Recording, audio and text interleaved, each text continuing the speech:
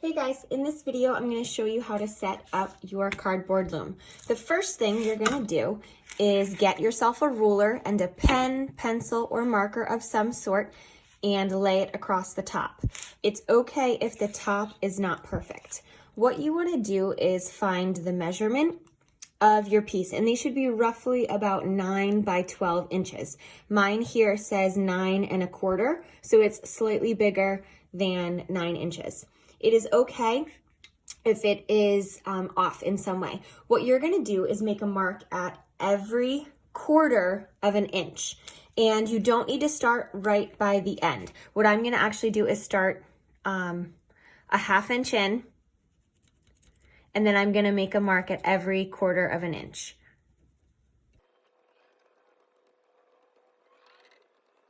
Now, you can make it a little easier to cut these lines if you draw a line across. That will give you a good stopping point. It's not 100% necessary to do that though.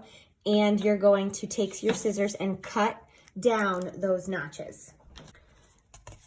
If the top of your cardboard is really jagged too, you can feel free to trim it. I, of course, was cutting a bunch of these, so I wasn't very particular about it. But if you want to trim yours up, then be my guest. So all I'm gonna do is take my scissors and kind of jam it down to the base of the scissors and cut from the top of the cardboard all the way down to the line.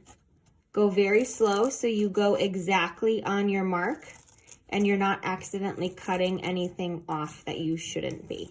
So now you're just going to take the scissors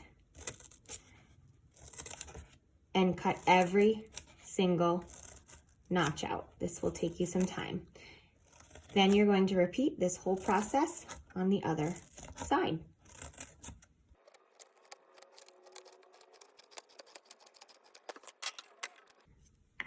Make sure that they are parallel. So what I'm gonna do is measure the distance from the edge in, which is 3/4 of an inch, and that is where I will make my first mark. It's okay if it's slightly off, but you want to be really close.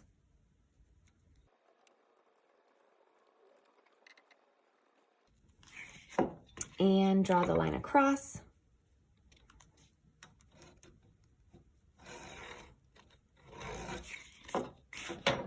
And then cut down.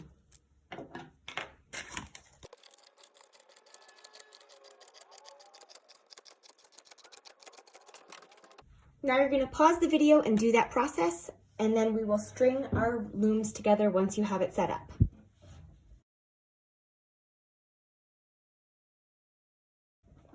All right, so now that you have your loom set up, you want to have your cardboard in front of you, and you want to get a white or a black yarn for your warp strings. Your warp strings are going to be the ones that go up and down your cardboard, and we will be weaving over and under those. So I'm going to start by finding the tail end of my yarn. It might be coming from the center, it might be wrapped around.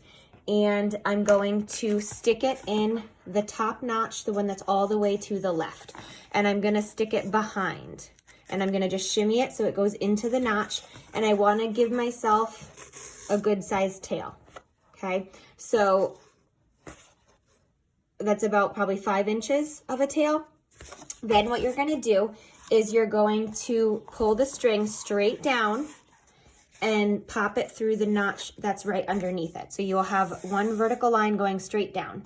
Then what you're gonna do is loop behind the notch and then come up. Sometimes it's helpful if you take the yarn and just kind of drop it on the floor, and that helps. And then you're gonna go all the way up so that you have now 2 vertical lines, and then you're gonna come around the back and down the front. Around the back, up the front, around the back, down the front. Don't pull too hard because you might end up ripping your notches out because they're pretty small. If you look at the back, you will only see the little dash lines on either end, but on the front, you'll see the guitar string lines, okay? So again, just make sure that you have a lot of extra here, so that way you're not getting tangled. Mine's in a bit of a mess here. All right, and then I'm just going to continue the process.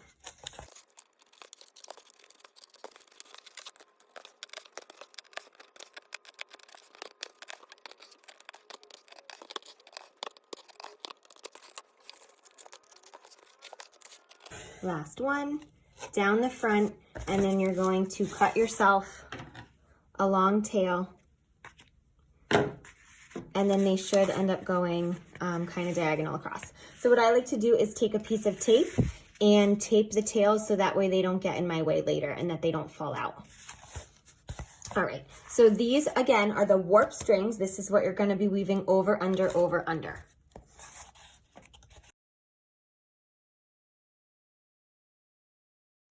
The next thing we're going to do is use the smaller piece of cardboard that you have for a shuttle. And this is basically going to be like a needle for your yarn. So if you have one that's this long, then I recommend cutting it a little shorter and maybe even a little skinnier. But again, I cut a bunch of these and I just did it quickly so you guys can fine tune the shape that you want. So that is pretty good.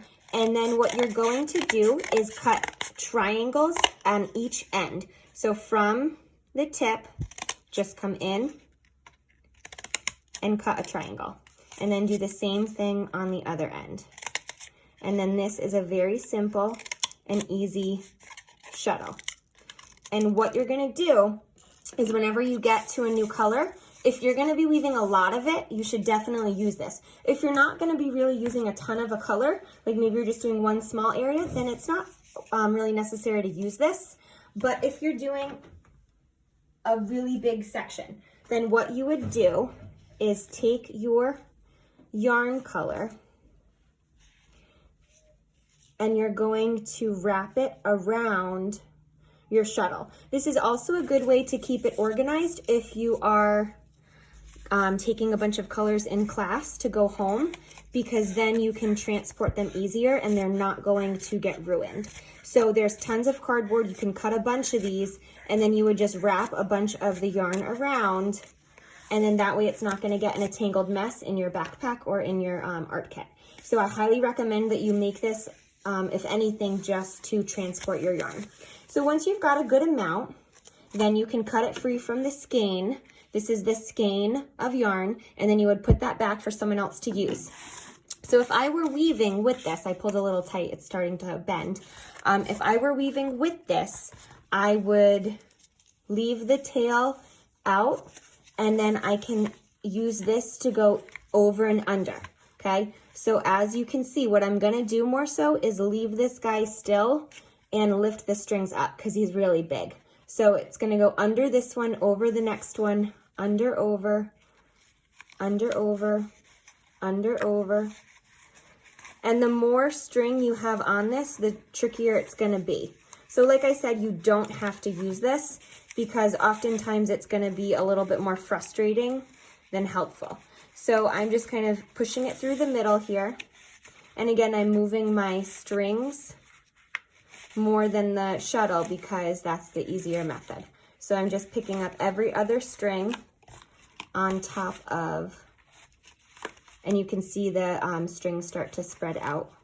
So this one's under, this one's gotta go over, under the last one. And then I wanna make sure that I grab the tail end over here so I don't accidentally pull it through.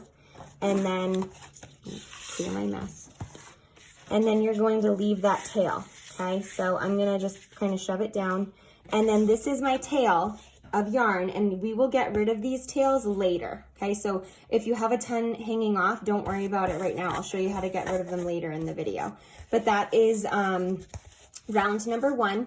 And whenever you do a plain weave, if this string is under, so I can see that my weft string, the one I just went over under with, it's resting underneath this string that's going up and down. So if it's under, then I'm gonna put my shuttle over it so that it wraps around that end string. And I'm not gonna pull hard because then it would come undone. So what I'm gonna do is just give myself a little bit of slack here, and then I'm going to manipulate the shuttle again across. So I'm gonna start with over, then go under. And again, it's okay to use the middle of the loom because that's where the strings are a little looser and it's easier to manipulate over your over your shuttle.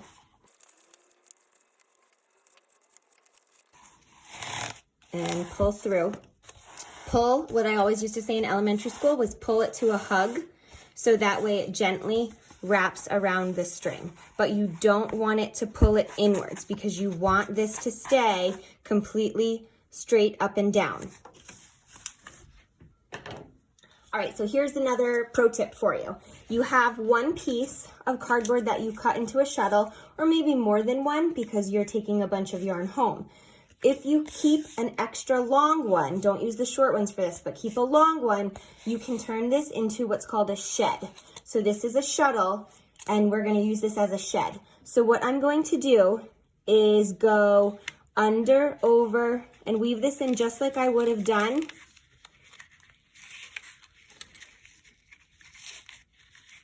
but this, instead of pulling it out, I'm gonna actually keep it inside.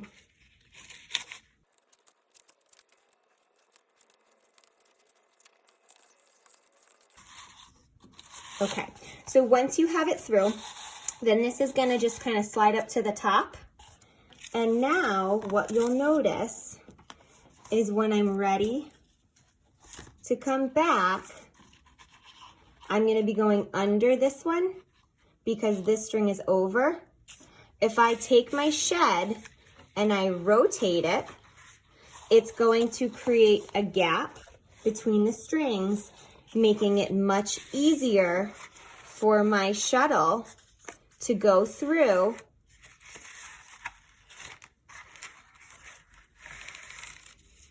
and now I have just woven that whole row, but that took way less time.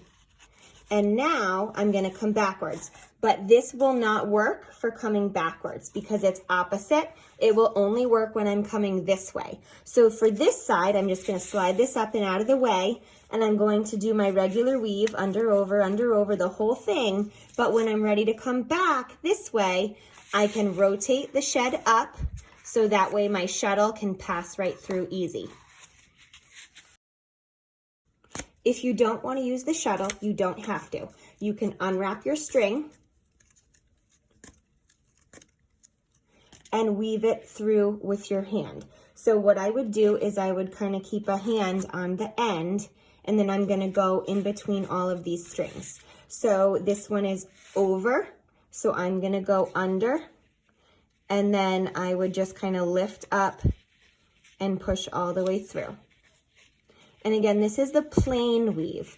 In the next video, I'm going to show you all some different techniques, which are a lot more fun and create a lot more interesting texture. But everyone should start with a plain weave to get the hang of the general process of weaving. Last one, and then I'm going to pull all that string. So because I wrapped it around the shuttle, I have a ton to pull through here, and it's likely that it would get into a knot. So what I would recommend is working with only an arm's length. So that would be from fingertip to fingertip. So an entire arm span, not just one arm's length, but an entire arm span. This, however, was a lot more than that.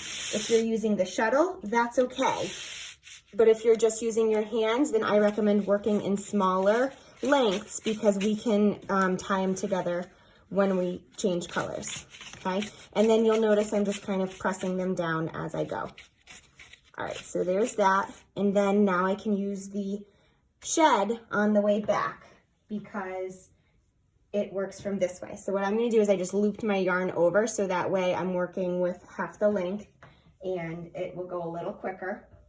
And then I'm going to flip the shed up, and then I'm going to kind of work my fingers through. This is a little easier with the shuttle. And I'm just going to grab from the other end and pull. Now, the more and more you do this, the more beat up your loom is gonna get. So just make sure that you are being gentle. It's a very slow and steady process, okay? So that is your basic weave and your basic loom setup. In the next video, we're gonna learn all about the techniques.